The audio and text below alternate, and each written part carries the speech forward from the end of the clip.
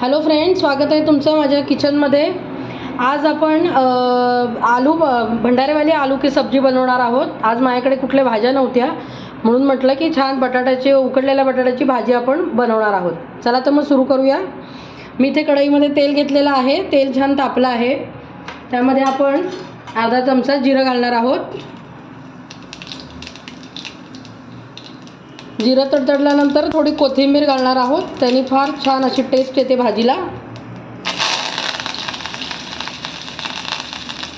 आणि आता आपण याच्यामध्ये बारीक चिरलेला कांदा घालणार आहोत।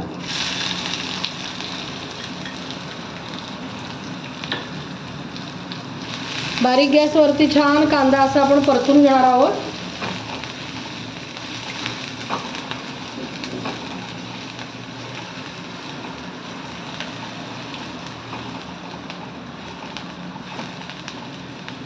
कांदा परतत असतानाच त्यामध्ये आपण मसाले घालणार आहोत। अर्धा चमचा हळद, 1 चमचा आपले रेग्युलर तिखट। तुम्हाला जसं तिखट हवे त्या पद्धतीने तुम्ही कमी जास्त करू शकता। आपली काश्मीरी लाल मिरची पावडर, 1 चमचा धना पावडर।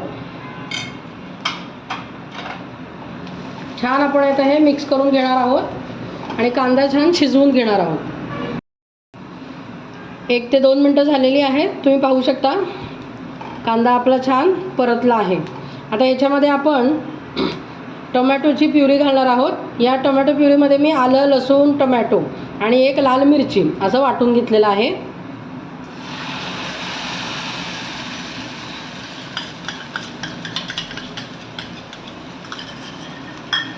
आणि आता टोमॅटो आणि कांदा तेल सुटेपर्यंत आपण छान परतून घेणार आहोत।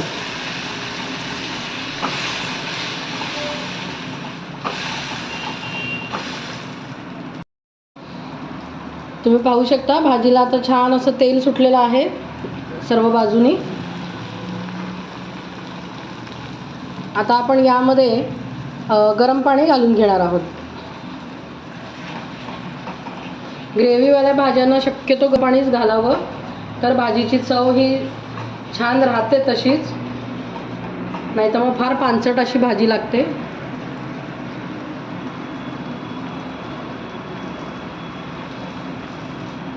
तुम्हाला जेवढी ग्रेव्ही हवी आहे त्या पद्धतीने तुम्ही पाणी घालू शकता।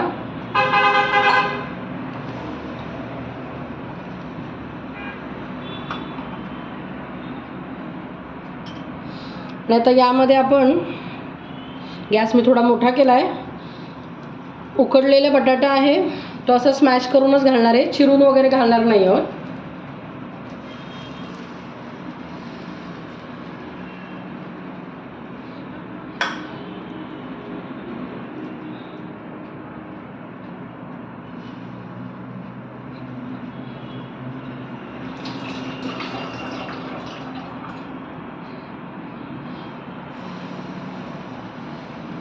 छान आपल्या भाजीला कलरही मस्त आलेला आहे।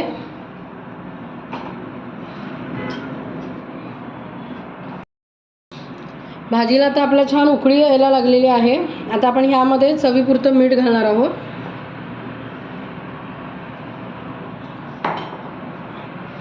आणि टोमॅटो घातला आहे म्हणून आपण थोडी साखर घालणार आहोत, नाही तर फार आंबट लागेल आपली भाजी।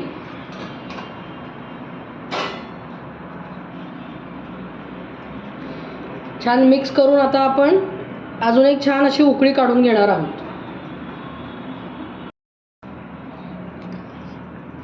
छान अशी उकळी आलेली आहे आणि तुम्ही पाहू शकता छान असा तेलही छान सुटलेलं आहे, तवंग मस्त असा आलेला आहे।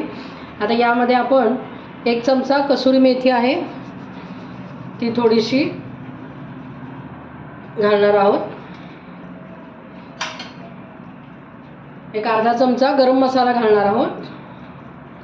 तुम्ही यामध्ये खडे मसाले पण घालू शकता, पण मी अगदी साध्या आणि सोप्या पद्धतीने आज बनवली आहे भाजी।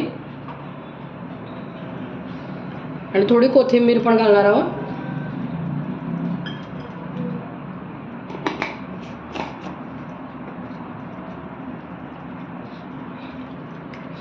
अशा पद्धतीने आपली ही मस्त अशी आलूची रस्सा भाजी थोडा वेगळ्या पद्धतीने तयार आहे। मस्त अशी आपली उकडलेल्या बटाट्याची छान अशी रस्साभाजी तयार आहे.